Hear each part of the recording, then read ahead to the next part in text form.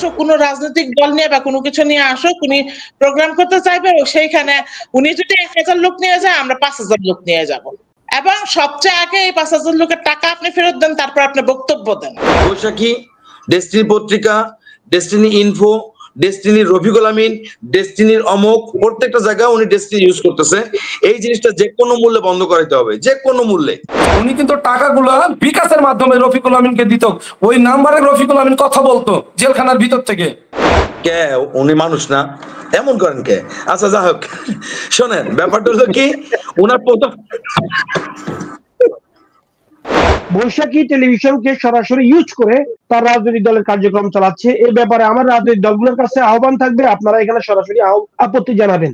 এই ব্যক্তি জেলখানায় বসে একটা পুরুষের জৈবিক চাহিদা মেটানোর জন্য যা যা দরকার সব সুবিধা সে জেলখানার মধ্যে পাইছে।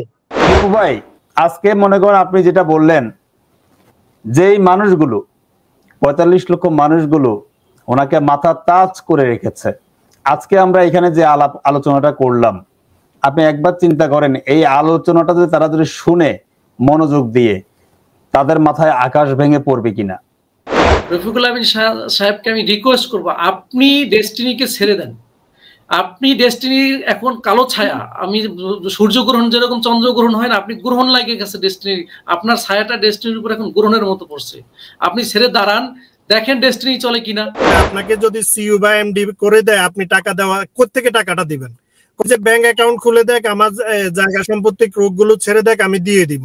তো আপনি এটা আপনাকে ছেড়ে দিয়ে দিতে হবে কেন? এটা ছেড়ে দিলে তো এটা যে কেউ দিতে পারে।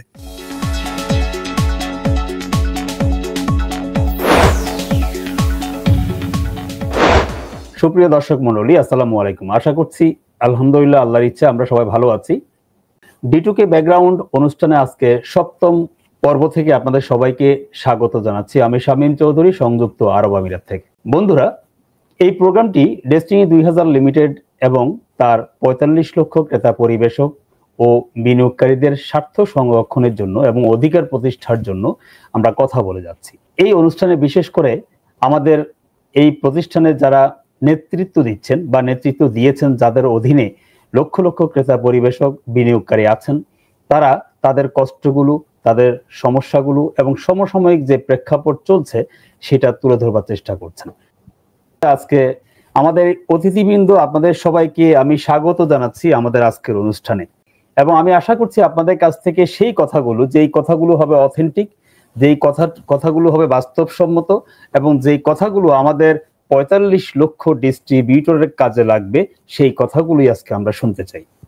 চলুন তাহলে আমরা আমাদের আলোচনায় চলি। রফিকুল আমিনের জি ভরবে না। বাংলাদেশটার যদি অর্থ সম্পদ, টাকা, অধিপত্য সবই দিয়ে দেওয়া যায় ক্ষমতা, তারপরে জি ভরবে না, সারা পৃথিবীটা নিবে। ওনার এই মেন্টালিটির কারণে ডেস্টিনিতে সফল হতে পারেনি। আর বিগত আমরা যেহেতু মিটিং করতেছি, বিগত ওর এক্সপিরিয়েন্সটা যেটা দেখি বা শুনেছি, উনি কিন্তু কোনো জায়গাতে সফল হতে পারেনি। এবার ইভেন কি আমাদের যে আম জনতা পার্টি করেছে, এটা কিন্তু মানুষের আয়স, আপা বলছিল আয়স, কারণ উনি কিন্তু ভাগবে, ওনার ওয়াইফ পর্যন্ত থাকবে, তারপরে ভাগবে।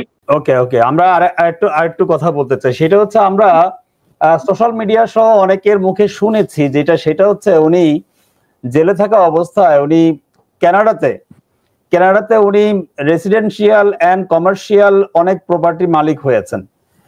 দেশের মধ্যে উনি অনেক প্রপার্টির মালিক হয়েছেন। এখন প্রশ্ন হচ্ছে, জেলে থেকে উনি এই কাজগুলা কিভাবে করলেন? টাকাগুলা পাচার করলেন কিভাবে? এখানে সহযোগিতা ছিল সর্বোচ্চ। আমি যতটুকু দেখা, আমার নিজের চোখে দেখা, কে বা কাহারা করতে পারবো না। সিরাজুদ্দৌলার ইঞ্জিনিয়ার শহীদ হাসান এনারা টাকা বাহক, ওনার ইঞ্জিনিয়ার মানে জেলখানাতে টাকা নিয়ে বালিশের তলে ভরার পরে কিছুক্ষণ পরে ওনাকে সন্ধ্যা 3বার নিয়ে জাত করা, সকালে যেত, দুপুরে যেত এবং রাত্রে যেত, এই 3বার আসতো। ওনার টাকাগুলো পাচার করেছে ওনারা 3 জনের মধ্যে, বা আরো কেউ থাকতে পারে, আমার যত জানে। টাকাটা গেল ব্যাগে করে নিয়ে আসা পর্যন্ত দেখেছি। আমি আরেকটা ইনফরমেশন শুনেছিলাম, সেটা হচ্ছে যে বিকাশ অ্যাকাউন্ট ইউজ করে, মানে বিকাশ পার্সোনাল না, বিকাশ এজেন্ট অ্যাকাউন্ট ইউজ করা হয়েছে। অনেকে এরকম আছে ভুক্তভোগী যাদের এজেন্ট সিমটা ওনার কাছে প্রায় এরকম 40-50টার মতো সিম মনে হয় আছে, থাকতো, সেটার মাধ্যমে ওই এজেন্টের মাধ্যমে কেমনে কেমনে নাকি এটা বাইরে পাচার করতো, এই ধরনের কিছু বিষয় আমি শুনেছি, মানুষের কাছে শুনেছি আর কি। আমি যে কথাটা বলতে রাকিব পিএইচডি যে কাজগুলো করেছে, উনি কিন্তু টাকাগুলা বিকাশের মাধ্যমে রফিকুল আমিনকে দিত। ওই নাম্বারে রফিকুল আমিন কথা বলতো জেলখানার ভিতর থেকে, উনাকে ওখানে টাকাগুলো পেমেন্ট করছে। উনি কিন্তু কিভাবে করছে এটা আমি জানি না। আমাদের চাঁপাইনবাবগঞ্জ থেকে যে রাকিব পিএইচডি টাকাগুলো দিয়েছে রফিকুল আমিনকে, এটা হচ্ছে বিকাশের মাধ্যমে দিয়েছে। আমি নিজে চাক্ষুষ প্রমাণ এবং জমশেদ আমরা নিজে দেখেছি। ওকে, থ্যাংক ইউ। আমরা তাহলে এখন একটু আপার কাছে যাই। আপা অনেকক্ষণ আমাদের কথা শুনছে, উনি অসুস্থ মানুষ, আসলে ওনার সাথে প্রথম আজকে কথা হচ্ছে, আমার কাছে খুব ভালো লাগছে। তো আপা, এখন সোশ্যাল মিডিয়াতে একটা বিষয় উঠে আসছে, সেটা হচ্ছে দৈনিক ডেস্টিনি 100% মালিক হচ্ছে ডেস্টিনি 2000 লিমিটেড। বৈশাখী মিডিয়া 98% প্লাস মালিক হচ্ছে ডেস্টিনি 2000 লিমিটেড। কিন্তু এই দুইটা প্রতিষ্ঠানকেই কিন্তু উনি এবং ওনারা ব্যবহার করে ওনাদের কার্যক্রম পরিচালনা করছে, অথচ ডেস্টিনি 2000 লিমিটেডের 45 লক্ষ মানুষের কোনো সংবাদ এই দুইটা মিডিয়াতে আসে না। অথচ এই দুইটা মিডিয়া ইউজ করে ওনারা কিন্তু যত রকমের অপকর্ম আছে সবকিছু ওনারা করছেন, দেখাচ্ছেন, মিটিং করছেন, সবকিছু ইউজ করছেন। এই বিষয়ে আপনি কি বলবেন? যেহেতু এটাও প্রতারণার একটা প্রসেস, উনি সমস্ত কাজগুলি পরিকল্পনার মাফিক করে, এবং পরিকল্পনার একটা অংশই হচ্ছে ডেস্টিনি 2000 লিমিটেড কে এরকম দূরে রেখে দিয়ে, সংবাদ প্রচার না করে দিয়ে রুট লেভেলের যে ডিস্ট্রিবিউটর আছে তাদেরকে মানে ভুল বুঝানো। এই ভুল বোঝানোর জন্য এরকম কাজগুলি করতেছেন, এবং এই ভুল বোঝানোর ফলে আমরা যে কথা বলবো, অনেকেই এখনো অনেক ডিস্ট্রিবিউটরই আছে যারা রফিকুল আমিনের কথাই মানে সেই ইয়া করতেছে, অন্ধবিশ্বাস করতেছে। হ্যাঁ, এখন এই যে তারা অন্ধবিশ্বাস করতেছে, তাদেরকে বোঝাতে বোঝাতে কিন্তু আমাদের অনেক সময় লাগবে।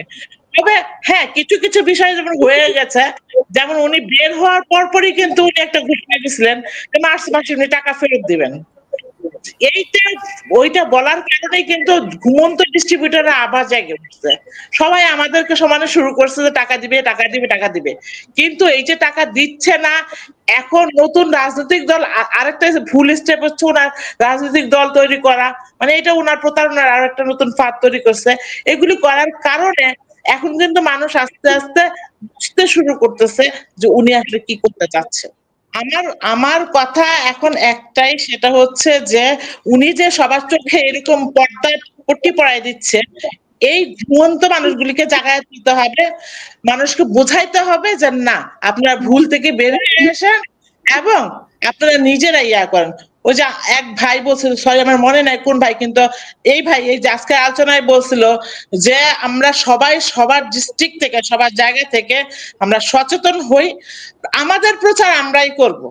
আমাদের বৈশাখীও দরকার নাই, আমাদের দৈনিক ডেস্টিনিও দরকার নাই, আমরাই আমাদের প্রচার করবো আমাদের জায়গাতে। উনি আসুক, কোনো রাজনৈতিক দল নিয়ে বা কোনো কিছু নিয়ে আসুক, উনি প্রোগ্রাম করতে চাইবে, সেইখানে উনি যদি 1000 লোক নিয়ে যায়, আমরা 5000 লোক নিয়ে যাব, এবং সবচেয়ে আগে এই 5000 লোকের টাকা আপনি ফেরত দেন, তারপর আপনি বক্তব্য দেন, এইভাবে যায় ধরবো। যদি আমরা এটা করতে পারি, ওনার প্রচার এমনিতেই বন্ধ হয়ে যাবে, ওনার এই বাটপাড়ি এমনিতেই বন্ধ হয়ে যাবে। মানুষ ওনাকে বাটপার বলার দরকারটা কি? আমরাই বাটপার বলি, সমস্যা কি? আমাদের ঘরের লোক কিন্তু ছিলেন এক সময়, আমাদেরকে তো শিখাইছেন কিভাবে কি করতে হয়। এখন আমাদের ঘরের লোক হয়ে যদি অন্য মানুষের বাটপার বলে, এটা খারাপ লাগে না? আমরাই বলে বাটপার, সুবিধা নেই, মানুষকে বলার সুযোগ না দিই, এবং আমরাই ওনার সাহায্য করতে পারবো আশা করি। ভাই আপনার কথার সাথে একটি কথা বলি, আমাদের যে এখন করণীয় কয়েকটা কাজ আছে। রফিকুল আমিনকে বৈশাখী চ্যানেলে বসতে দিতে হবে না, আর মাল্টিপারপাসের পদ্মানি করতে দিতে হবে না, আর যেই জায়গাতে যাবে সেই জায়গাতে মানে কি সোটা পিঠা করতে হবে, লাঠি পিঠা করতে হবে, কোন প্রোগ্রাম করতে দিতে হবে না। কারণ উনি ডেস্টিনি বন্ধ করা মানে ডেস্টিনি চালু করবে না। যদি করতো, যদি আমাদের যে কথাবার্তা ছিল রফিকুল আমিন জেল আলিসে 26 তারিখে যে যে কথাগুলো কথা বলে এসছে, আমাদের যে আরজিসি যে কাগজ জমা দিয়েছে, আরজিসির কাগজ জমা দেওয়ার কাগজ দেখাবে, তারপরে স্টেটমেন্ট চালু করবে। তাহলে কি ওই মুনাফেক না যে কোম্পানিকে বাধা দিচ্ছে, তালা মারবে, কিভাবে কি করবে সেটা যে মুনি সবাই করতেছে। তাহলে আমরাকে পদক্ষেপ নিতে হবে, যে জায়গাতে ওনার প্রোগ্রাম করবে সেখানে প্রতিহত করতে হবে। এটাই আমার কাছে মনে হয় যে সবচেয়ে উত্তম মধ্যম হবে। আমিও ভাইয়ের সাথে একমত পোষণ করতেছি। আসলে ওনাকে প্রতিহত করতে হলে আমাদেরকে আমাদের উদ্যোগ হাতে নিতে হবে, আমাদের উদ্যোগ হাতে নিতে হবে এবং আমাদেরকে সোচ্চার হইতে হবে, সচেতন হইতে হবে এবং মানুষকে সচেতন করতে হবে। উনার পিছনে তো আমরা ঘুরে আমাদের সময় নষ্ট করে লাভ নাই। এমন পরিস্থিতি করতে হবে উনি আমাদের পিছনে ঘুরুক, আমরা ওনার পিছনে ঘুরবো না। মানুষকে সচেতন করতে পারলে আমরা, উনি যেমন মানুষকে স্বপ্ন দেখায়, স্বপ্ন ভাঙছে, আমাদের স্বপ্ন ভাঙছে, আমরা এরকম ওনার স্বপ্নগুলিকে ভাঙবো না, ওনার মানুষকে সজাগ করে তুলবো, সজাগ করে তুললে মানুষই ওনার স্বপ্ন ভাঙবে। ওনার তো আসলে কোনো স্বপ্ন নাই, ওনার যেখানে 1 টাকা বিনিয়োগ নাই, ওনার অন্য কোনো স্বপ্নও নাই এখানে। উনি খালি লোভ আছে কিভাবে খালি আমাদের টাকাটা নিবে, মানুষের জনগণের টাকা নিয়ে উনি খালি চলবে, উনি এ করবে সেই। এবং এটা সত্যি কথা, দেখবেন টুডে আর টুমোরো উনি ঠিকই পাড়া দিবে, বের হয়ে আসার সাথে সাথে উনি চলে যাবে। হ্যাঁ, উনি ঠিকই চলে যাবে। শোনা যাচ্ছে যে উনি তো ওনার ফ্যামিলি সহ কানাডিয়ান নাগরিকত্ব আছে, তো কানাডিয়ান অলরেডি পাসপোর্ট উনি সংগ্রহ করেছেন, হয়তো ওনার ওয়াইফ বের হলে অথবা উনি চলে যাবে, এরকম। এটা টাকার বিনিময়ে করেছে। আমি শুনি, আমি বলি যে হাইকোর্টে যখন ওনার পাসপোর্ট জব্দ করে, আর মানে আমাদের বৈশাখী চ্যানেলে যে আছে দায়িত্বপ্রাপ্ত আছে, ওনার যখন পাসপোর্ট জব্দ করে, টাকা দেয় না কেন, তখন পাসপোর্ট জব্দ করার পরে এখন যে পাসপোর্টটা তৈরি করেছে ইনি কিন্তু টাকা দিয়ে করেছে, কারণ ওর অগাধ টাকা, আর কোনো সমস্যা নাই, পার্টি খুলবে, দেশ চালাবে, সবই করবে, অগাধ টাকা তো উনি অগাধ টাকার কারণে উনি সবকিছু করতে পারবে। যেমন ধরেন ফ্যাসিস্ট সরকারের অনেক মন্ত্রী আমলারা বাংলাদেশে ছিল, তারা কিভাবে পাচার করলো, প্রশাসনই পাচার করলো, সেম ওইভাবে পাচার করবে। এই জন্য উনি কিন্তু দম ধরে আছে। আপার কথা সবারই কথা একমত যে উনি খালি দম ধরে আছে, কারণ উনি একজন মুনাফেক, মানুষকে বিভ্রান্তি করে। আপনি একটা দিন দেখবেন, কয়েকদিন আগে একটা ভিডিও কনফারেন্সে বলছে যে মানুষের আসল টাকা দিবে। কেন? এতদিন থেকে কি করলো? কোম্পানি অ্যাসেট কিনেছে, কোম্পানি অ্যাসেট থেকে যে লাভ করবে সেই টাকাটা দিবে। কেন? আপনি এত 12, 14, 15 বছর থেকে মানুষের মেয়াদ পার হয়ে যাওয়ার পরে। কিন্তু এখানে একটি কথা হচ্ছে, উনি কিন্তু এই কথাটা বুঝছি যে উনি পরিকল্পনা ছিল যে সময় ডেস্টিনি ট্রিপল টাকা দেওয়ার কথা ছিল, তখন আমরা মিডিয়া দিয়ে লেখাচ্ছে, লেখার পরে উনি নিজে এখানে ভিতরে ঢুকেছে। আমার কাছে এখন মনে হয় এটা ওনার মূল উদ্দেশ্য ছিল, উনি মার্চ মাসে টাকা দিতে চাইছিল, এটা টাকা দেওয়ার উদ্দেশ্য না। উনি আসতে চাইছিল হলো মিডিয়াতে। উনি যেটা আপনার মানে রানিং যে পত্রিকাগুলা, মানে আমাদের দেশের যেগুলা, এই পত্রিকাগুলা উনি একটা লাইমলাইটে আসতে চাইছে, আর কিচ্ছু না। অর্থাৎ যখনই কথা উঠবে যে আমি মার্চ মাসে টাকা দেওয়া শুরু করবো, তার মানে প্রত্যেকটা পত্রিকায় হেডলাইন হবে উনি, অর্থাৎ প্রত্যেকটা লোক তাকে চিনবে। প্রথমত সে আম জনতা পার্টি করে, এই আম জনতা পার্টির বেশিরভাগ প্রচারণা করতেছিল আমাদের ডেস্টিনি ব্যানারে। বৈশাখী, ডেস্টিনি পত্রিকা, ডেস্টিনি ইনফো, ডেস্টিনির রফিকুল আমিন, ডেস্টিনির অমোক, প্রত্যেকটা জায়গায় উনি ডেস্টিনি ইউজ করতেছে। এই জিনিসটা যে কোনো মূল্যে বন্ধ করাইতে হবে, যে কোনো মূল্যে, এট এনি কস্ট এটাকে বন্ধ করতে হবে, যে ডেস্টিনির ব্যানারে সে আম জনতা পার্টি করতে পারবে না, নাম্বার 1। নাম্বার 2, একটা প্রস্টিকে নিয়ে আসছে, এটা নিয়ে টেনশন করেন না। এমনও হতে পারে যে মেইন জোন থেকে যাবে, উনাকে নিয়ে উড়াল দিবে বিদেশে, কানাডা, এটা হতে পারে। ওনার হইলেই হয়। এখন উনি যে চরিত্রের মানুষ, একজন মুনাফেক এবং একজন মানে চিটার বাটপার হিসেবে, ওনার যে কাছে পাইছে পাশে সুন্দর সাজা গুছা রাখে, ওনাকে নিয়ে উড়াল দিতে পারে। এটা টেনশন করেন না।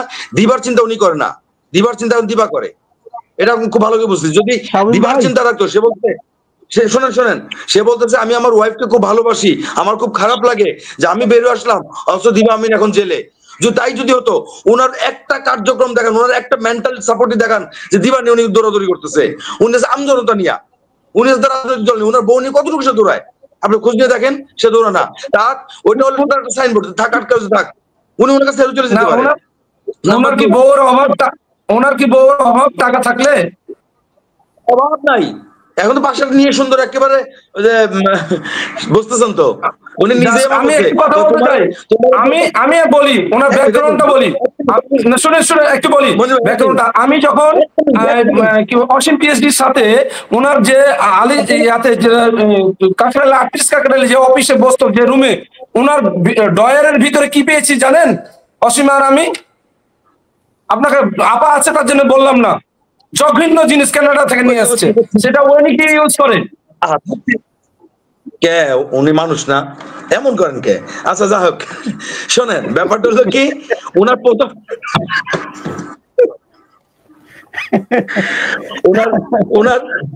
ওনার প্রথম বান্ধবীর চিনেন? বাংলাদেশের প্রথম ইয়াবা নিয়ে ধরা গেছিল 2 মহিলা, মনে আছে? প্রথম। জি। ওনার ক্লোজ বান্ধবী, কিন্তু সিঙ্গাপুর যায় ওনারা কিন্তু ডেটিং করতেন। ওনার এইসব নিয়ে টেনশন নাই। ওই দিবা আমিন, এক দিবা আমিন উনি চিন্তা করে না। যদি চিন্তা করতো আম জনতা বাদ দিয়ে উনি তার ওয়াইফের জামিন বা মুক্তি কিছু কিছু দৌড়াইতো, উনি এগুলো দৌড়ান না। উনি সাহায্য মিছিল মিটিং নিয়ে। আমি একটু কিছু কথা আপনাদেরকে শোনাই, সে আলোকে আমরা আপনাদের কাছ থেকে আলোচনা শুনবো। রফিকুল আমিন ডেস্টিনি গ্রুপের সকল প্রকার অধিকার হারিয়ে ফেলেছেন। কিভাবে? প্রথমত নিজেকে নির্দোষ প্রমাণ করতে পারেন নাই। সে 12 বছর 3 মাস 5 দিন জেল খেটে তারপর বের হয়েছে। দ্বিতীয়ত আদালত তার সবকিছু বাজেয়াপ্ত করেছে। তৃতীয়ত সে নিজের মুখে স্বীকার করেছে সে আদালতে বসে 170টা কোম্পানি ক্রিয়েট করেছে, যদিও সেটা 250 মতো কোম্পানি শোনা যাচ্ছে, এবং 170টা কোম্পানির মধ্যে MLM এর লাইসেন্স নিয়ে আছে। অর্থাৎ ওনার একটা MLM কোম্পানি ডেস্টিনি 2000 লিমিটেড থাকার পরেও উনি 170টা MLM কোম্পানি সৃষ্টি করেছেন। তাহলে এইটা একটা বড় একটা কোম্পানির বিরুদ্ধে একটা কাজ করেছেন। তারপরে 170টা MLM কোম্পানির ট্রি গুলা মানে বা D2K অ্যাসোসিয়েট নামক যে কোম্পানিটা করেছে, ডেস্টিনি 2000 লিমিটেড মাদার যে কোম্পানি, সেটাকে D2K এর নিচে সেট করার চিন্তা সে করেছে, প্রস্তাব সে দিয়েছে। এগুলা সব ইনলিগ্যাল কিছু ওনার সিদ্ধান্ত বিষয়। এবং 45 লক্ষ ডিস্ট্রিবিউটরের সাথে উনি কার্যত বেইমানি করেছেন। উনি প্রথমে এসে বলছেন মার্চ থেকে প্রক্রিয়া শুরু করবেন। পরবর্তীতে ওনার লেসপেন্সারকৃত যে বাহিনীগুলো আছে তাদের প্রোগ্রামে উনি বলেছেন আমার 1 থেকে 2 বছর সময় লাগবে কমপক্ষে। এই ধরনের বিষয়গুলো উনি করেছেন। তারপরে 26শে মার্চে উনি আলিস সেন্টার নিয়ে, যেটা বর্তমান হাইকোর্ট কর্তৃক নিযুক্ত বোর্ডের অফিস, সেই অফিস নিয়ে তিনি চক্রান্ত করেছেন, সেখানে তালা মেরে দেবেন, এই ধরনের অনেক কিছু উনি করেছেন, সেগুলা সবাই জানে।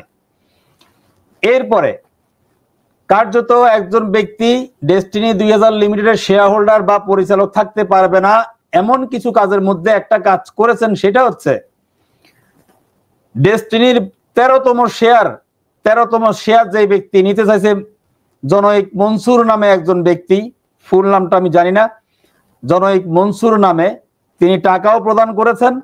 টাকা প্রদান করার পর পরবর্তী জানা গেছে উনি ডোরোয়ে নামক একটা কোম্পানির সাথে জড়িত আছেন। সেই কারণে রফিকুল আমিন তার শেয়ার বাজেয়াপ্ত করেছেন বা তাকে শেয়ার হোল্ডার হিসেবে বাদ দিয়েছেন, কারণ সে কোম্পানি বহির্ভূত কাজ করেছেন।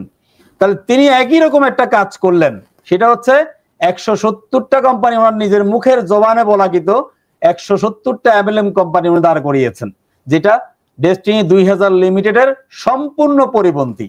তাহলে এই সমস্ত বিষয়ের আলোকে যে হেডলাইনটা সোশ্যাল মিডিয়ায় আসছে, রফিকুল আমিন ডেস্টিনি গ্রুপের সকল প্রকার অধিকার হারিয়ে ফেলেছেন, এই বিষয়ে আপনাদের 1 মিনিট করে কথা শুনতে চাই। 1 মিনিট করে আমি বাহাদুর ভাইকে বলবো, অনেকক্ষণ চুপ করে আছেন। বাহাদুর ভাই বলেন। গুরুত্বপূর্ণ কথা সবাই বলছেন, আপা বলছেন, মিলন ভাই বলছেন, প্রত্যেকটা ভাই বলছেন। আমি জাস্ট এই যে অধিকার হারাইছে, এটা আমরা সবাই প্রথম থেকে বলে আসছি। উনি কয়েকটা কারণে কিন্তু উনি ডেস্টিনির কোন দায়িত্বে আসার অধিকার উনি হারাইছেন, এটা আপনারা সবাই বলছেন। কিন্তু আমি যে জিনিসটা দেখেন, আমি কয়েকটা জিনিস শুধু পয়েন্ট বলবো। প্রথম পয়েন্ট বলবো, বাংলাদেশের রাজনৈতিক দলগুলোর কাছে আমার আহ্বান থাকবে, একটা ব্যক্তি রাজনৈতিক দল খুলে সরাসরি একটা মিডিয়াকে ব্যবহার করে তার রাজনৈতিক দলের প্রচারণা চালাচ্ছে। এই বিষয়ে আপনারা আপনাদের মতামতটা অবশ্য রাখবেন, কারণ কোন রাজনৈতিক দল সরাসরি মিডিয়াকে ইউজ করে, বিএনপি বলেন, বাংলাদেশে যে এখন বর্তমানে যে প্রথম সারির প্রধান যে রাজনৈতিক দলগুলো আছে, একটা রাজনৈতিক দল কিন্তু কোন মিডিয়াকে সরাসরি ইউজ করে তাদের রাজনৈতিক কোনো কার্যক্রম চালাচ্ছে না। কারণ বাংলাদেশে যতগুলো বড় বড় রাজনৈতিক দল আছে, প্রত্যেকটা রাজনৈতিক দলেরই কিন্তু রাষ্ট্রীয় প্রেক্ষাপট চেঞ্জ হওয়ার পরে একভাবে না একভাবে এক একটা মিডিয়া কিন্তু তাদের হাতে আসছে। কিন্তু কোন রাজনৈতিক দল এ পর্যন্ত সরাসরি মিডিয়া ইউজ করে, মিডিয়া হাউসে বসে তাদের রাজনৈতিক কার্যক্রম চালাচ্ছে না, যে জিনিসটা রফিকুল আমিন ডেস্টিনি 2000 লিমিটেডের প্রতিষ্ঠান বৈশাখী টেলিভিশনকে সরাসরি ইউজ করে তার রাজনৈতিক দলের কার্যক্রম চালাচ্ছে। এই ব্যাপারে আমার রাজনৈতিক দলগুলোর কাছে আহ্বান থাকবে, আপনারা এখানে সরাসরি আপত্তি জানাবেন। দ্বিতীয় কথা হলো, আমাদের নবী ভাই একটা কথা বলছেন, আমরা যেখানে আছি ওই জেলা, আমি প্রথমে আহ্বানটা জানাইছি যে জেলায় আছি ওখানে যে কমিটি হবে, যে তাদের আম জনতা পার্টির যে কমিটি হবে, ওই আম জনতা পার্টির ওই কমিটি আমাদের টাকা, গ্রাহকদের টাকার লাইবিলিটি। এরকম 2005 সালে শামীম ভাই নিশ্চয় জানেন, রফিকুল আমিনকে কিন্তু ফেনীতে একবার বান্ধা হয়েছিল। তখন আমাদের বর্তমান ফেনী পৌর বিএনপির সদস্য সচিব মেজবা উদ্দিন, মেজবা ভাই আপনাদের মহিপালের যে অফিসটা ছিল, এটা তো আপনাদের বিপ্লব অ্যাসোসিয়েটের অফিস ছিল, নেট অফিসটা। ওখানে মেজবা ভাইরা যখন এক ঝাঁক পলিটিক্যাল লিডার যখন জয়েন করছে, একজন ব্যক্তি জয়েন করতো turbo, super turbo, hyper turbo, এরকম জয়েন করতো ওনারা, ঠিক আছে। এই ব্যক্তিগুলো একটা পর্যায়ে যখন এই বিষয় যখন ওই যে 2750 টাকা পিবি ছিল, তখন ওনারা এট এ টাইম মনে হয় 200 কি 250 পিবি নিয়ে এট এ টাইম রফিকুল আমিন যখন ফেনীতে প্রোগ্রাম করতে গেছে, প্রোগ্রাম থেকে বাইরে হওয়ার পর ওনারে আমাদের মোহাম্মদ আলী আটকাইয়ে এই টাকা দেওয়া ছাড়া ওনারা ছাড়েন নাই। ওনারা আমার কল করছে, বাহাদুর তোর কতগুলো আছে নিয়ে আয়, কিন্তু আমি তো আসলে ডেস্টিনি গোডাখায় বসে রয়েছি। আমি কইছি না ভাইয়া, আমার এরকম কোনো প্ল্যান নাই। সেম ঘটনা আগামীতে ঘটবে ইনশাল্লাহ। জেলা রফিকুল আমিন, আপনি নিশ্চিত থাকবেন রফিকুল আমিন ঢাকার বাইরে কোথাও প্রোগ্রাম করতে যাবে না। রফিকুল আমিন ঢাকার বাইরে কোথাও প্রোগ্রাম করতে যাবে না। রফিকুল আমিন জানে ঢাকার বাইরে গেলে কি ঘটনা ঘটবে। আমি আপনাকে বলি, রফিকুল আমিন, ফটকা হাসান, সিরাজ, ডিপ্লোমা শহীদ কথা বুঝেন। ওই যে মিলন ভাই একটাকে বলছে সিরাজ কি জন্য বলে, এই জিনিসটা আমি আবিষ্কার করছি। ডিপ্লোমা শহীদ দেখেন, আমি যখন ফেনী কলেজ ছাত্র দলের প্রেসিডেন্ট ছিলাম 2004 সালে, আমার এক ফ্রেন্ড, আমার খুব শুভানুধ্যায়ী হান্নান, আমাদের ফেনী ট্রিপল বি এর যে হান্নান, ওরা আমার সাথে চলতো। আমার ফ্রেন্ড হঠাৎ করে আমার সাথে এক লোকের পরিচয়, দোস্ত উনি আমাদের ইউনিয়নের চেয়ারম্যান। তো ওদের ইউনিয়নের চেয়ারম্যান আমাদের কিছুদিন আগে আমাদের জেলা যুব দলের প্রেসিডেন্ট ছিল জসিম উদ্দিন ভাই। হ্যাঁ, তো জিজ্ঞাসা কিরে জসিম ভাই তো ওদের ইউনিয়নের চেয়ারম্যান, চলে যাওয়ার পর হইলো এই লোক কোথা থেকে চেয়ারম্যান, কম মারতে চাই, এই লোক দাঁড়াইছি আর আমরা সবাই চেয়ারম্যান বলি। এখন ডিপ্লোমা শহীদরা সবাই কি ইঞ্জিনিয়ার শহীদ বলে। ভাই শুনেন, একটা ব্যক্তি সম্মান পাওয়ার জায়গা হারাই ফেলছে। আমরা একসময় তার ইঞ্জিনিয়ার শহীদ বলছি, এখন তার ইঞ্জিনিয়ার শহীদ বলার সুযোগ নেই। সে এখন ডিপ্লোমা শহীদ। তার ডিপ্লোমা বললে তার ইনকামটা কি? বাংলাদেশের প্রেক্ষাপটে একজন ডিপ্লোমা ইঞ্জিনিয়ার যদি চাকরি করে সর্বোচ্চ বেতন হবে 8,000 টাকা।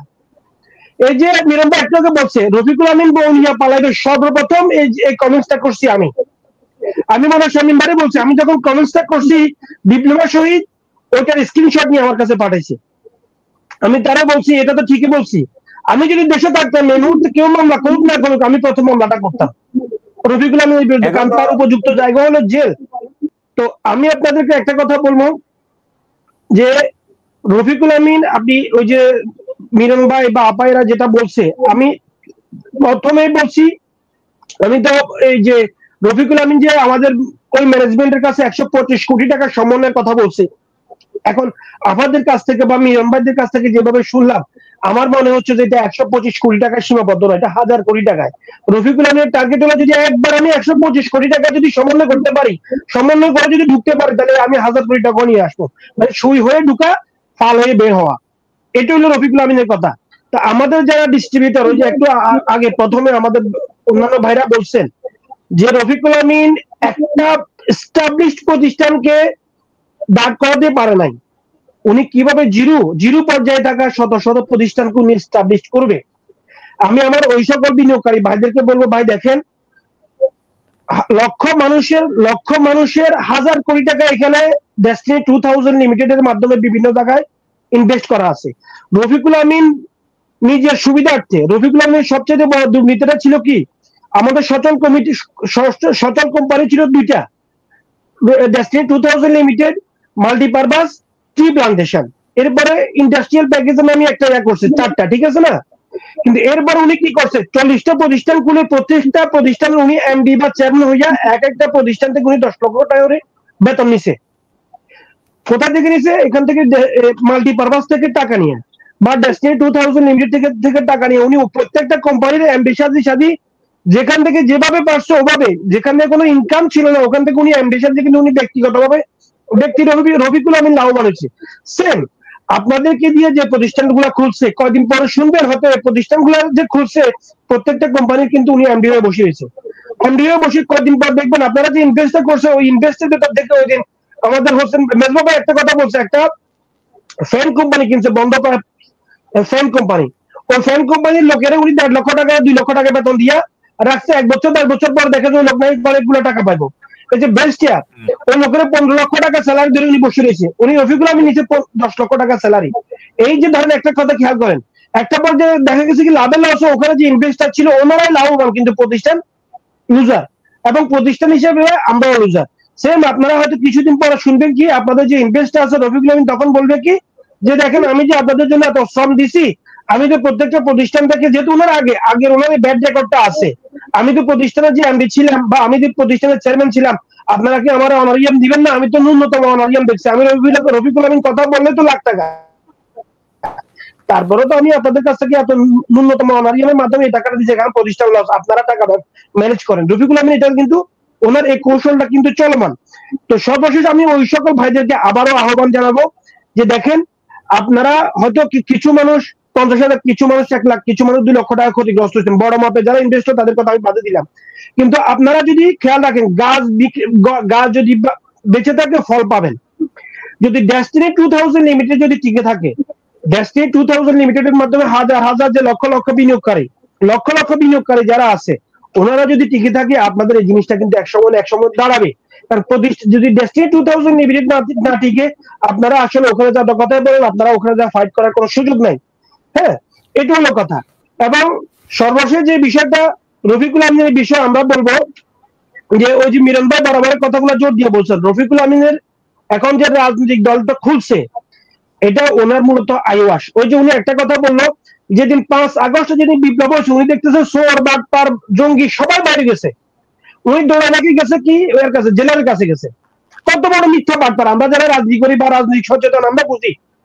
উনি জেলারের কাছে গেছে, জেল যখন ভাঙা হয়েছে তখন কিছু লোক বাইরে গেছে, আবার এর ভিতরে কিছু লোক আবার যাইয়া কোর্টে আত্মসমর্পণ করছে ভয়ে।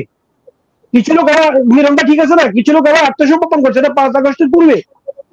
এর ভিতরে কিছু লোক পড়াইছে, কিছু আসে নাই, ঠিক আছে। উনি বলতেছে আমি গেছি, কি বললো জেলার ওনারা বলতেছে যে কত আপনার যদি একটা জঙ্গি হিজবুত তাওহীদের মতো একটা জঙ্গি সংগঠন করতেন তাও তো আপনি জামিন পেতেন। তাহলে দেখেন এটা রাষ্ট্রকে উনি চ্যালেঞ্জ করছে। শেখ হাসিনা বলাইছে আমরা শেখ হাসিনা বিরোধী, ওইটা প্রেক্ষাপট, কিন্তু 5 আগস্টের পরের প্রেক্ষাপটটাকে উনি কিন্তু চ্যালেঞ্জ করছে। এটা কিন্তু অনেকে খেয়াল করে নাই, 5 আগস্টের পরের প্রেক্ষাপটটাকে উনি চ্যালেঞ্জ করছে। এরপরে আসেন উনি রাজনৈতিক চেঞ্জিং প্রেক্ষাপট ওনাকে উনি ওইটাকে চ্যালেঞ্জ করছে। কি বলছে যে আমি 2022 সালে সিদ্ধান্ত নিয়েছি বাংলাদেশের রাজনীতি দল করবো। আমি উনি বুঝে দিয়েছে কি একজন বাংলাদেশের যদি করাপ্টেড পার্সন যদি রাজনৈতিক দল খুলে সে বাঁচিয়ে দেবো। তার মানে বাংলাদেশের 5 আগস্টের পরিবর্তিত প্রেক্ষাপটটা সে চ্যালেঞ্জ করছে। এবার আসেন সে রাজনৈতিক দল খুলে এখন দেখেন আপনি নিশ্চিত থাকেন সে প্রতি সপ্তাহ প্রোগ্রাম করবে, আর ইয়েস করবে। কেন জানেন?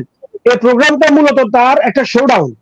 কারণ বাংলাদেশের প্রেক্ষাপটে রাজনৈতিক দলগুলো মনে করে কি এখন দেখেন এই যে এনসিপির যেখানে একটা সম্ভাবনা ছিল, এনসিপির যেখানে বাংলাদেশের রাজনীতিতে একটা সম্ভাবনা ছিল, এনসিপির কিন্তু আলো এখন নিবু সে এনসিপি এখন প্রোগ্রাম ডাকলেও কিন্তু মানুষজন আসে না।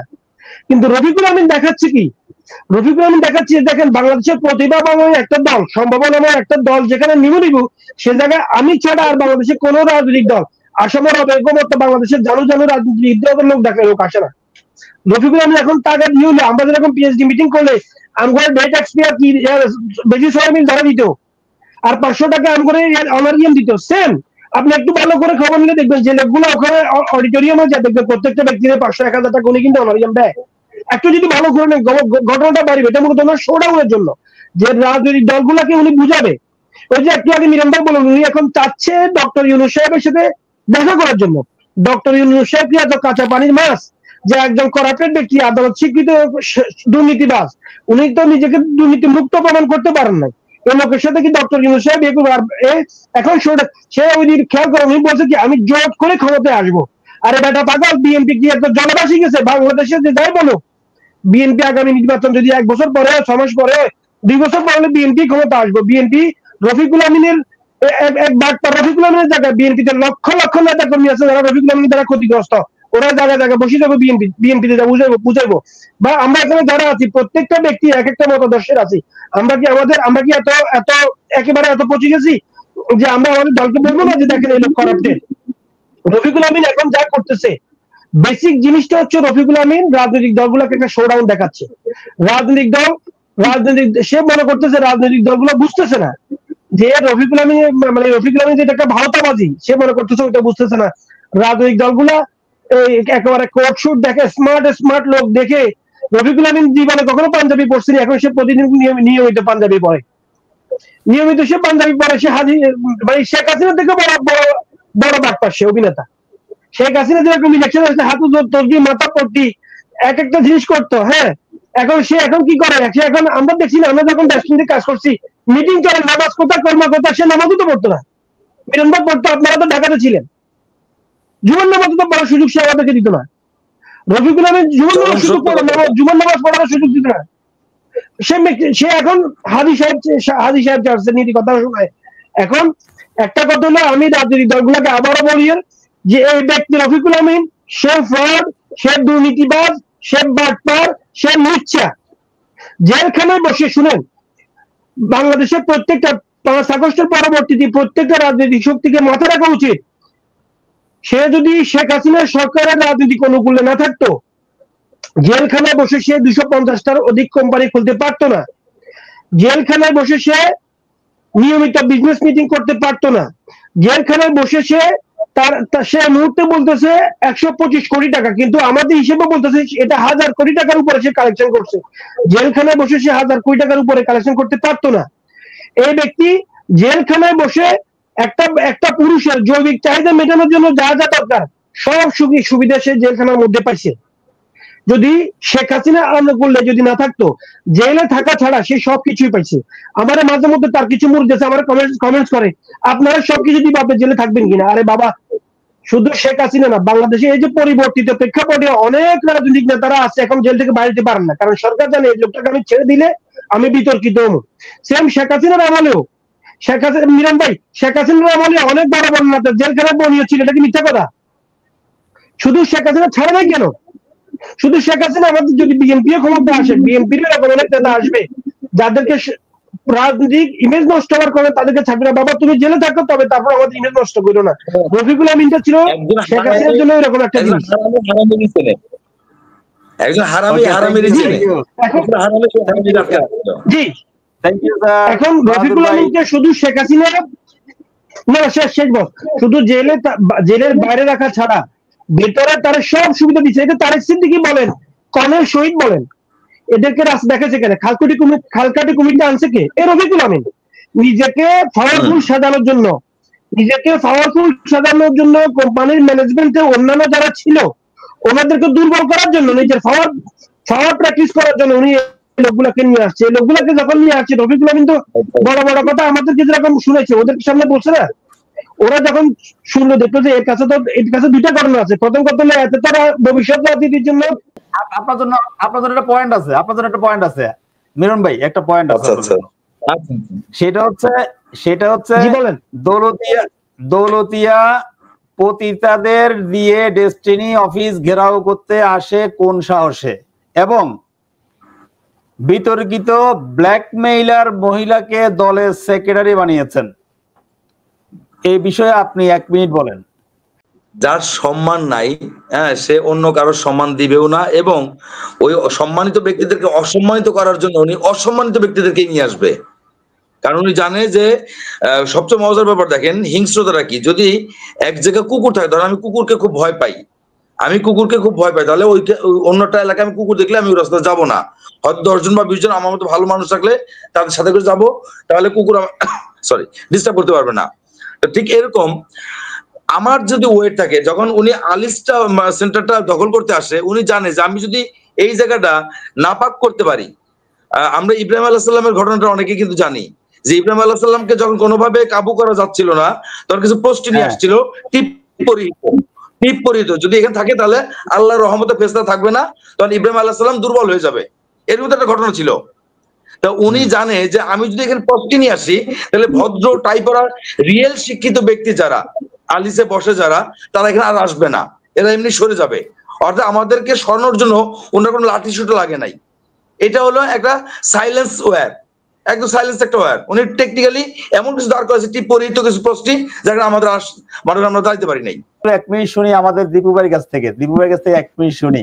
ধন্যবাদ শামীম ভাই, বাহাদুর ভাই এবং মিরন ভাই, আপা, সবাইকেই ধন্যবাদ যে আপা মানে সবাই খুব সুন্দরভাবে বলছেন। আসলে কি ভাই, এটা এমন একটা ফিলিংস, এই ফিলিংসটা যদি আপনি কন্টিনিউ বলতেই থাকেন আপনার কিন্তু ফিলিংস মানে বাড়বে। মানে ফিলিংস বলতে আমি এই অর্থ বোঝাচ্ছি যে আমরা যে পরিমাণ আমার স্বপ্ন ছিল আমি গভর্নমেন্টের সেনাবাহিনীর চাকরি সেইগুলো থেকে এসে আমি আপনার ছেড়ে দিয়ে সেই ডেস্টিনির সাথে সম্পৃক্ত হওয়া লাগছে।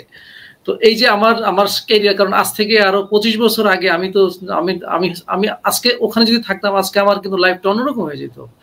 তো এই জিনিসগুলো তো রফিকুল আমিন তার দায় এড়াতে পারে না, কারণ তার ওই সময়ের আমাদেরকে মোটিভেশন দিয়েছে, সেটার দিকে কিন্তু আমরা আজকে এই জায়গায় এসে আজকে দাঁড়াইছি। দেখেন একটা জিনিস আমি বলি, গত কিছুদিন ধরে যে আমাদের বিভিন্ন এই যে ধরেন সোশ্যাল মিডিয়াতে আসতেছে গোফরান স্যারের কথা, সাইদ স্যারের কথা, স্বপন স্যারের কথা, তাদের কথা ধরেই আমি বলি যে তারা তখন ডেস্টিনির ফাইন্যান্স ডাইরেক্টর ছিলেন, পার্সেস ডাইরেক্টর ছিলেন, এবং হচ্ছে আপনার এই যে তাদের যে গুরুত্বপূর্ণ পদগুলো ছিল, এই পদগুলো থাকার কারণে তারা কিন্তু এই যে গোফরান স্যার কিন্তু সে তার কথা বলে গেছে যে সে অনেক সময় তার ফাইন্যান্সটাকে নিয়ে আইসা তার ব্যক্তিগত দক্ষতায় সে কিন্তু ডেস্টিনির বিভিন্ন সময় কমিশন জেনারেট দিতে পারছে এবং প্রোডাক্টের পেমেন্ট দিতে পারতেছে। তাহলে রফিকুল আমিন সাহেব তো শুধু মার্কেটিং এর কাজ করছে, সে শুধু ট্রেনিং করাইছে এবং তারা একজনকে এক্সপোজ করছে যে আমরা যদি এখানে ধরেন 6 জন আছি, আমরা যদি সিদ্ধান্ত নিই যে আজকে আমরা আপাকে আমরা লিডার বানাবো এবং তাকে আমরা সবাই তুলে ধরবো, তাহলে আমরা যদি 5 জনই ওনার প্রশংসা করা শুরু করি এবং এটা যদি কন্টিনিউ থাকে তাহলে কিন্তু একটা সময় কি হবে, এই আপাই আমাদের লিডার হয়ে যাবে এবং তাকে আমরা কিন্তু তখন মানুষের সামনে একজন অনেক বড় করে আমরা তৈরি করতে পারবো। তো সেই সূত্র ধরে রফিকুল আমিন সাহেব কিন্তু আজ অবধি কোন সফলতার কোন একটা উদাহরণ তৈরি করতে পারে নাই। এটা আমার কাছে খুবই মানে কি বলবো যে নিজেকে খুব অসহায় লাগে, নিজেকে খুব মানে আমি কি বলবো যে আমি নিজেকে আর বলতে পারতেছি না যে আমি একটা ভালো মানুষের সান্নিধ্যে এসে আমার জীবনটাকে কিন্তু ভালো করতে পারি না। আপনি আজকে দেখেন দীপু ভাই, স্যারকে বলবো দীপু ভাই আজকে মনে করেন আপনি যেটা বললেন, যেই মানুষগুলো 45 লক্ষ মানুষগুলো ওনাকে মাথা তাজ করে রেখেছে, আজকে আমরা এখানে যে আলোচনাটা করলাম, আপনি একবার চিন্তা করেন এই আলোচনাটা যদি তারা যদি শুনে মনোযোগ দিয়ে, তাদের মাথায় আকাশ ভেঙে পড়বে কিনা? তা তো অবশ্যই পড়বে। এবং এখন যেটা আমি শেষ করতে চাচ্ছিলাম যে রফিকুল আমিন সাহেবকে আমি রিকোয়েস্ট করব, আপনি ডেস্টিনিকে ছেড়ে দেন। আপনি ডেস্টিনির এখন কালো ছায়া, আমি সূর্যগ্রহণ যেরকম চন্দ্রগ্রহণ হয় না, আপনি গ্রহণ লাগে গেছে ডেস্টিনির, আপনার ছায়াটা ডেস্টিনির উপর এখন গ্রহণের মতো পড়ছে। আপনি ছেড়ে দাঁড়ান, দেখেন ডেস্টিনি চলে কিনা। আপনি ডিটুকে অ্যাসোসিয়েট চালান আর আমরা ডেস্টিনি চালাবো। আপনি আসেন, আপনি আপনার দক্ষতা আছে, আপনার অনেক ক্যারিশমেটিক আছে, আপনি আসেন ডিটুকে অ্যাসোসিয়েট নিয়ে আপনি চালাবেন আর আমরা ডেস্টিনিতে আমরা কাজ করব, আমরা ডেস্টিনি চালাবো আমাদের মতো করে। দেখেন আমরা পারি কিনা। অবশ্যই পারবো, কারণ আমরা সত্যের পথে আছি, আমরা কারোর সাথে প্রতারণা করিনি, আমরা কাউকে অন্যায়ভাবে কারো কাছ থেকে টাকা আনিনি। আমরা ডেস্টিনি 2000 লিমিটেডে যারা কাজ করেছি আমরা ভালোবেসে কাজ করেছি, আমরা মানুষের উপকারের জন্য কাজ করেছি, কর্মসংস্থানের জন্য কাজ করেছি। কিন্তু আপনি যে বরাবরই নোংরামি করেছেন সেই জিনিসগুলো কিন্তু বরাবর আপনার কর্মকাণ্ডের ভিতরে প্রকাশ পাইছে। যে ভাই বললো যে বাংলাদেশে কি আহত হলো, যেখানে আমরা এখন মানুষের কাছে পরিচয় দিতে পারতেছি না, কেন আমাকে সে বিতর্কিত একজনকে নিয়ে আমাদের দেশটি আমজনতা পার্টি করতে হলো, রাজনীতি করতে হলো? কোনো এই যে শওকত মাহমুদ সাহেব আছেন, ইলিয়াস দেখেন তার 2 দিন পরে 1 সপ্তাহ পরে রাজনীতি দল করছে। ইলিয়াস সাহেব কই, সে তো সুন্দর এমএজ এর লোক নিয়ে রাজনীতি করতেছে। বাংলাদেশে 80টা রাজনৈতিক দল হয়েছে, কয়জন ওনার মতো বিতর্কিত হয়েছে? তো আমি পরিশেষে বলতে চাই যে প্রতারণা থেকে আমরা বাঁচি ভাই, অনেক হয়েছে, এবার একটু থামেন, এবার একটু ক্ষান্ত দেন, আমাদেরকে একটু দয়া করে মাফ করে দেন। আপনার প্রতারণা থেকে আমরা রেহাই চাই। ধন্যবাদ সকলকে। Thank you very much Dipu ভাই। আমি 1 মিনিট শুনবো আমাদের মনির ভাই কাছ থেকে। 1 মিনিট স্যার, একদম শেষ। ধন্যবাদ। আমি সারমর্ম কথাগুলো বলবো যে 12 বছর 3 মাস 5 দিনে যে জেল খেটে হাজার 5,000 থেকে 6,000 কোটি টাকা উনি নিজের বগল দাবা করে কয়েকজন প্রতিপক্ষ ব্যক্তিরাকে নিয়ে, সে ব্যক্তি কিভাবে চাইলেন যে ডেস্টিনি যদি কাম ব্যাক করে তাহলে উনি আসে ভালো কাজ করবে? আমার মনে হয় না এখানে কখনো করবে না। চ্যালেঞ্জ করছি আমি, আমার ব্যক্তিগত ওপিনিয়ন, উনি কোনোদিন ডেস্টিনিকে ভালোবাসেনি, শুধু ইনকাম বা আত্মসাৎ করার প্রবণতা নিয়ে ডেস্টিনির সাথে আছিল। এখন ডেস্টিনিকে ধ্বংস করলে যে দায় দেনা পরিশোধ করতে হবে না, এই জন্য ওনার ধ্বংস করার পায়তা করতেছে এবং ওনাকে যেভাবে হোক বিতাড়িত করে এই অপমানের, আমাদের লাঞ্ছনা গঞ্চনা অপমানের প্রতিশোধ নেওয়ার জন্য প্রস্তুত থাকেন। এই বলে আমার বক্তব্য শেষ করছি। আসসালামু আলাইকুম ওয়া রাহমাতুল্লাহি ওয়া বারাকাতুহু। Thank you very much. আমরা এখন আপার কাছে গিয়ে আমরা শেষের কথাগুলো শুনবো। আপা। জি, ধন্যবাদ শামীম ভাই। আমি আপনার মাধ্যমে পুরা বাংলাদেশের মানুষকে জানাতে চাচ্ছি 2টা পয়েন্ট শুধু আমার, সেটা হচ্ছে যে রফিকুল আমিন জেলখানায় বসে থেকে 250টা কোম্পানি তৈরি করছে, সেইগুলি একটাও কিন্তু সফল করতে পারেন নাই। যেহেতু উনি সফল এতগুলি কোম্পানি করার পরও একটাতেও সফলতা উনি আনতে পারেন নাই এবং আমাদেরকে কিছুই দেখাতে পারেন নাই, তাহলে ওনার আমাদের ডেস্টিনি 2000 লিমিটেডে ওনার একজন সফল মানুষ হিসেবে তো নাই, ব্যর্থ মানুষ হিসেবে তো জায়গাই নাই। তাহলে উনি এখানে যোগ্যতা উনি সম্পূর্ণ হারাইছেন।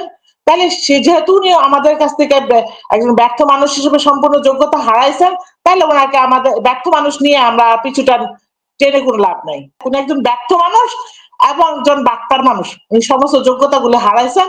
অতএব ওনাকে ডেস্টিনি 2000 লিমিটেডে থাকার কোনো চান্সই ওনার নাই, ওনার থাকার কোনো যোগ্যতাই ওনার নাই এবং উনি যাতে এখানে না থাকে সেই জন্য যতটুকু যা কিছু করার দরকার আমরা সেইভাবে প্রস্তুত হব এবং প্রতিকার করব ইনশাআল্লাহ।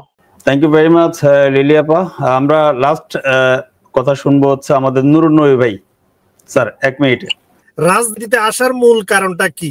আমার কাছে যেটা মনে হয় সেটা হলো এই যে এতগুলো তারা কোম্পানি করলো, এটা তো অপারেশনে যাওয়া আসলে কোনোভাবে পসিবল না। আমার নিজের ইন্ডিভিজুয়ালি আমার বিজনেস ছিল, আমার ফ্যাক্টরি ছিল, আমি জানি একটা প্রতিষ্ঠান অপারেশনে যাইতে গেলে যে পরিমাণ আর্থিক বা এই লজিস্টিক সাপোর্ট দরকার সেটা আসলে নাই। কারণ প্রত্যেকটা কোম্পানির যারা ম্যানেজমেন্টে নতুন করে আসছেন এদের যে পরিমাণ দায় দেনা সামনে তৈরি হয়েছে, বিশেষ করে অডিট থেকে শুরু করে গভর্নমেন্টের যে ফি, এগুলা যে বছর শেষ দিতে হয় এরা আসলে অনেকেই জানে না।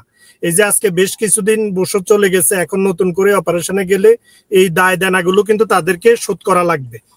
পাশাপাশি যে জিনিসটা দেখেন, আপনি শামীম ভাই আজকে বাইরে আছেন, জানেন আপনি একটা প্রতিষ্ঠান চমৎকার ভাবে চালাচ্ছেন। এই যে আমরা যে 1-2 ঘন্টা সময় এখানে ব্যয় করলাম, কি পরিমাণ ক্ষতি হচ্ছে এটা আমরা বুঝি প্রতিষ্ঠানের। কিন্তু এই যে তারা আজকে রাজনীতি খেলা খেলছে, এই যে লোকগুলো আজকে বোকার মতো এদের পিছনে যাই প্রোগ্রামে যাই বসে আছে, তোদের কি এতটুকু ঘিলু মাথা কাজ করে না যে আজকে রাজনীতির মতো জায়গায় গিয়ে তোদেরকে ব্যস্ত রেখে মূল কাজ থেকে ফোকাস কিন্তু তারা সরাই নিচ্ছে ওখানে। এই কিছুদিন আগে চ্যানেল 24-এ ওনারা প্রশ্ন করছিলেন যে আপনাকে যদি সিইও বা এমডি করে দেয় আপনি টাকা দেওয়া কোত্থেকে টাকাটা দিবেন? যে ব্যাংক অ্যাকাউন্ট খুলে দেখ, আমার জায়গা সম্পত্তি ক্রোকগুলো ছেড়ে দেখ, আমি দিয়ে দিব। তো আপনি এটা আপনাকে ছেড়ে দিতে হবে কেন? এটা ছেড়ে দিলে তো এটা যে কেউ দিতে পারে, কারণ ওখানে তো ডেস্টিনির ম্যানেজমেন্টের দায়িত্বে আছেন। তো আমি সর্বশেষ এতটুকু বলবো যে আমি ডেস্টিনি যারা এই মুহূর্তে চালাইতে চান বা যারা আমরা ডেস্টিনির পক্ষে আছে, আমি অনুরোধ করব বা আপনি সহ আমরা যারা এই যে একটা লম্বা সময় এদের পিছনে ব্যয় করতেছি আলোচনা করে, আমি অনুরোধ করব প্রতিষ্ঠান চালানোর জন্য যে ফোকাসটা দরকার আমাদের ওই দিকে মুভ করা দরকার। কারণ রফিকুল আমিন নিয়ে চিন্তা করা বা ওদের আমজনতা বিভিন্ন জনতা এগুলো নিয়ে চিন্তা করি, সময় নষ্ট না করে ওরা ওই লাইনে চলে গেছে, মানে আমাদের জন্য ভালো হয়েছে, কারণ এরা এখন ব্যস্ত হয়ে গেছে।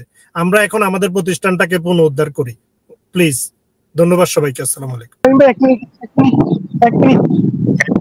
এক মিনিটে বেশি বলেন। এক মিনিট না, আমি সর্বশেষ ওই যে আমাদের নুন নবীর সাথে একমত হয়ে আমাদের যারা ডিস্ট্রিবিউটর ভুল করে হোক যেভাবে হোক আপনার রফিকুল আমিনের মাধ্যমে বিনিয়োগ করছেন, আমি ওনাদেরকে বলবো কয়দিন পরে সে আপনাদেরকে জেলা প্রেসিডেন্ট বানাবে, সেক্রেটারি বানাবে, এমপি বানাবে, মন্ত্রী বানাবে, অনেক কিছু করবে। রফিকুল আমিনকে আমরা যারা সিনিয়র ছিলাম আমাদের থেকে বেশি আপনারা ছিলেন না, প্লিজ দয়া করে ওর ফাঁদে আর পড়বেন না। ওকে, থ্যাংক ইউ ভেরি মাচ সবাইকে আজকে প্রোগ্রামে সময় দেওয়ার জন্য। D2K ব্যাকগ্রাউন্ডের আজকে স্পেশাল প্রোগ্রাম ছিল সবাইকে নিয়ে। তো আমরা তাহলে আজকে উপসংহারে চলে যাচ্ছি এখন। সম্মানিত সুধী মণ্ডলী, আশা করছি এতক্ষণ পর্যন্ত আপনারা আমাদের প্রোগ্রাম উপভোগ করেছেন। ইনশাল্লাহ অনেকগুলা বিষয় আলোচনা হয়েছে, আমরা এখান থেকে বুঝে নিব কোন আলোচনাটি আমাদের জন্য দরকার সবার জন্য। ইনশাল্লাহ আশা করছি অনেক ভালো কিছু হবে, এই প্রত্যাশা রাখছি। এবং যারা যেই পক্ষেই কাজ করেন না কেন সকলকে নিয়েই আমরা এই প্রোগ্রামে কাজ করার আশা ব্যক্ত করছি। এই প্রত্যাশা রেখে আমরা আজকে এই প্রোগ্রামটা এখানে শেষ করছি। সবাই অনেক ভালো থাকবেন, সুস্থ থাকবেন। আসসালামু আলাইকুম ওয়া রাহমাতুল্লাহ।